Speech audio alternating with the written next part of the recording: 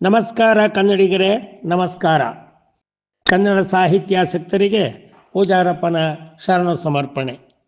ನಿಮ್ಮೆಲ್ಲರಿಗೂ ಹೊಸ ವರ್ಷದ ಹೊಸ ಭಾವನೆಯ ಶುಭಾಶಯಗಳು.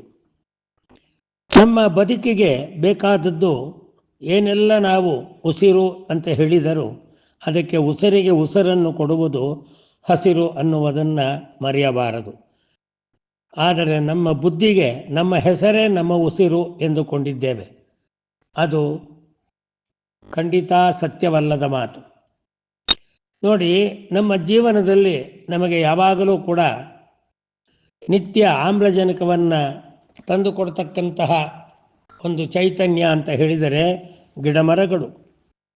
ಅಂತಹ ಗಿಡಮರಗಳ ಜೊತೆ ನಾವೆಲ್ಲರೂ ಕೂಡ ಅದರ ಸೌಖ್ಯವನ್ನು ನೋಡಿಕೊಂಡು ಬದುಕಿದೆ. ಆದರೆ ನಮ್ಮ ಸೌಖ್ಯಕ್ಕೆ ಅದು ತನ್ನ ಸಖ್ಯತೆಯ ಮೂಲಕ ಬದುಕಿನ ಐಕ್ಯತೆಯೊಂದಿಗೆ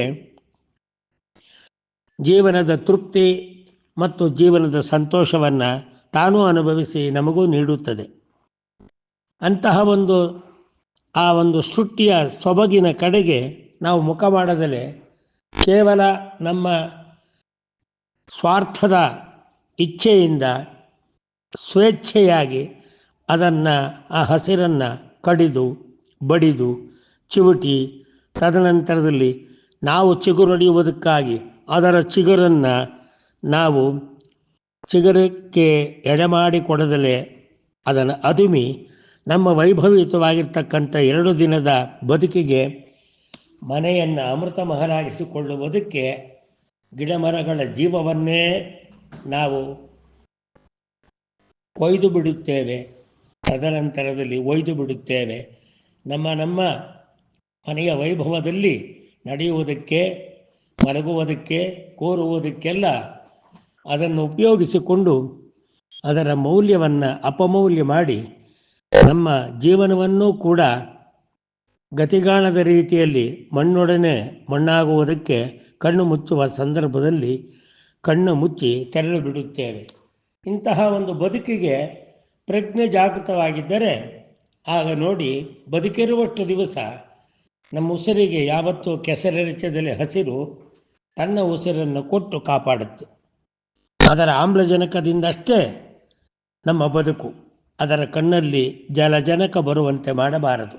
ಇದನ್ನು ಅರಿತುಕೊಂಡ ಕನ್ನಡ ನಾಡಿನ ಸ್ನೇಹಿ ಕೂಟದ ಕವಯಿತ್ರಿ ಶ್ರೀಮತಿ ಜಯಶ್ರೀ ಅವರು ಒಂದು ಕವಿತೆಯಲ್ಲಿ ಬಹಳ ಸೊಗಸಾಗಿ ತಮ್ಮ ಅನಿಸಿಕೆಯನ್ನು ಹಸಿರೇ ಮಾತಾಡುವಂತೆ ತಮ್ಮ ಉಸಿರಿನಿಂದ ನಮ್ಮೆಲ್ಲರ ಕಿವಿಗೆ ಉಸಿರಿದ್ದಾರೆ. ಕೇಳಿ. ಸೃಷ್ಟಿ ಸೊಬಗಿದು ಹಸಿರ ಪತ್ತಲದ ಮೆರುಗು, ಸೃಷ್ಟಿ ಸೊಬಗಿದು ಹಸಿರ ಪತ್ತಲದ ಮೆರುಗು, ಸೃಷ್ಟಿ ಸೊಬಗಿದು ಹಸಿರು ಪತ್ತಲದ ಮೆರುಗು, ಬೀಸಿಬಹ ತಂಗಾಳಿಯೊಡಲು ನನ್ನುಸಿರು, ಶತಮಾನಗಳ ನಂಟಿಹದು ಭುವಿಯೊಡನೆ, ವಸಂತದಾಗಮನಕ್ಕೆ ಕಾದಿರುವ ಹಗಲುಗಳು.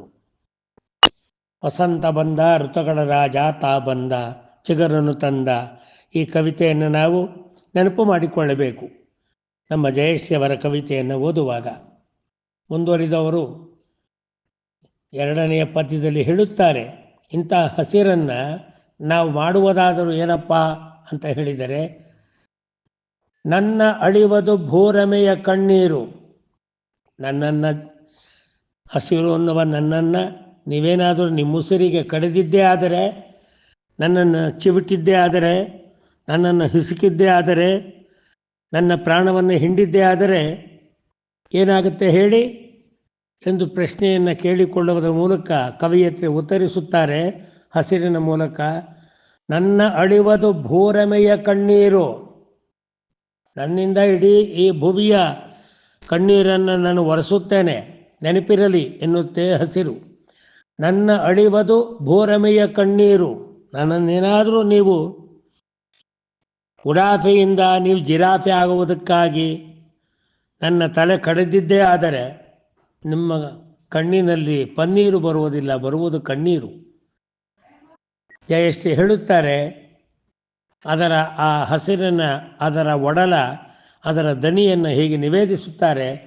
ನನ್ನ ಅಳಿವದು ಭೂರಮೆಯ ಕಣ್ಣೀರು, ಮರೆತ ಏಕೆ ಮನುಜ ತುಪಾಕಿ ಹಿಡಿದು, ಮರೆತ ಏಕೆ ಮನುಜ ತುಪಾಕಿ ಹಿಡಿದು, ನಾ ಬತ್ತಿ ಬರಡಾದರೆ ನಿನ್ನದೇ ಅಳಿವು, ನಿನಗೆಲ್ಲಿ ಗೆಲುವು, ನಿನ್ನಿಲ್ಲ ಚೆಲುವು, ನಿನಗೆ ತಿಳಿದಿರಲಿ ನನ್ನ ಒಲವು ನನ್ನ ಬಲವು.